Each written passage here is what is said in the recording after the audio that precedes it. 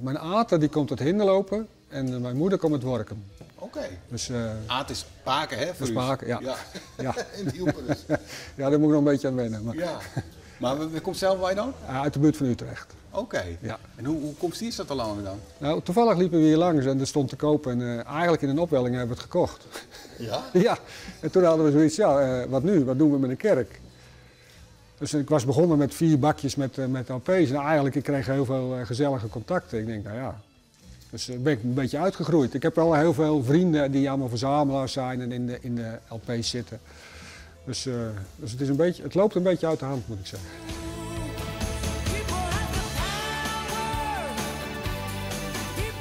Ik was eerst wel bang voor mensen die hier vroeger naar de kerk gingen. Of die dit, wel... maar ik heb daar niks eigenlijk, alleen maar positieve reacties gehad. Dus iedereen vindt het helemaal fantastisch. Het is natuurlijk ook een rijksmonument, het 1653. Dus nu kunnen ze, het heeft 20 jaar dichtgezeten, nu kunnen die mensen eigenlijk weer eens naar binnen. En die kunnen nou weer even binnen kijken, komen er weer allemaal herinneringen boven. En, ja, dat is top, dat is leuk.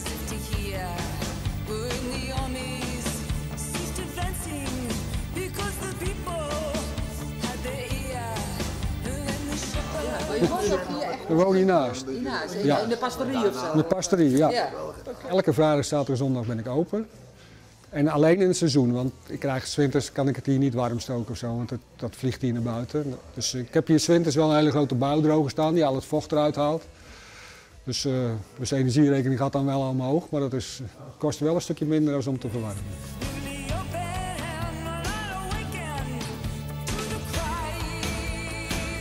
Wiebe is een vriend van mij.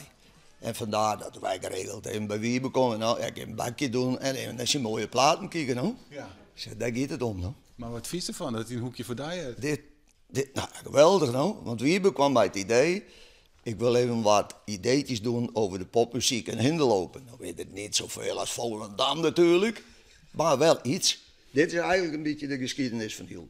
Wat je ziet. Dit is Aagje, de lokale zangeres uit Hielpen.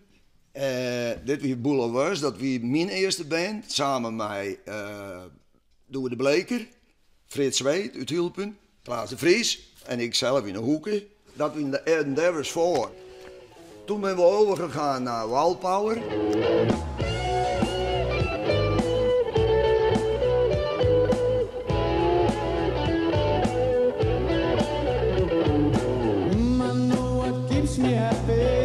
Zo'n 80, zo'n 90.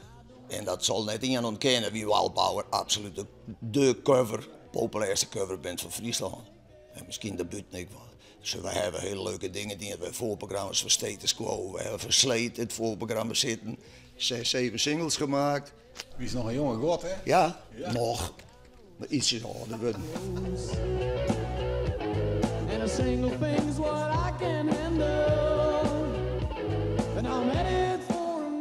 Wat gaat dan met muziek? Ja, dat is gewoon heerlijk om naar te luisteren, ja. Eigenlijk is dit gewoon een beetje mijn mancave. En ik luister een beetje naar mijn eigen muziek. Ik was servicemonteur in compressoren. Okay. Compressors, ja, dat is heel wat anders. Ja. Nou, ja, mijn vrouw die werd ziek en die is gelukkig heel goed opgeknapt. Maar die zei wel van, jij moet maar stoppen met werken. Ik zei, ja, stoppen met werken? Dus daar heb ik even over nagedacht en heb ik een buffer opgebouwd. Toen heb ik tegen mijn baas gezegd, ik stop voor een jaar. Ja, toen gebeurde er van alles in het leven en dan op een gegeven moment denk je van nou, het wordt niet meer wat. En je gaat er ook aan wennen, als je niet meer... maar we leven nu van 1 salaris, zullen we zeggen, en ik doe een klein beetje erbij.